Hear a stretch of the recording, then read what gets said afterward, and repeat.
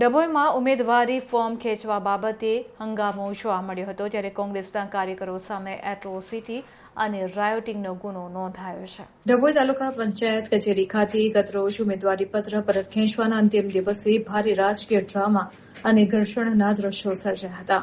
કુંઢેલા બેઠક પરથી આમ આદમી પાર્ટીના ઉમેદવાર મૂળજીભાઈ વસાવા પોતાનું ફોર્મ પરત ખેંચવા માટે કચેરીએ પહોંચ્યા હતા, જે દરમિયાન થયેલી માથાકૂટે હિંસક સ્વરૂપ ધારણ કર્યું હતું.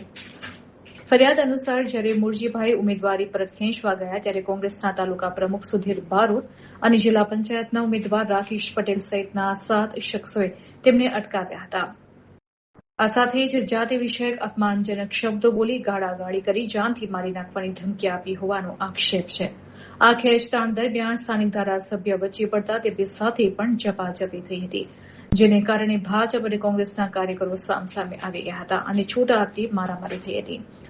આ મામલે ભોગ બનનાર મૂળજીભાઈ વસાવાની ફરિયાદના આધારે ડભોઈ પોલીસે સુધીર બારોટ, રાકેશ પટેલ, અંકિત બ્રહ્મભટ્ટ સહિત કુલ 7 લોકો સામે એટ્રોસિટી એક્ટ અને રાયોટિંગ હેઠળ ગુનો નોંધ્યો છે.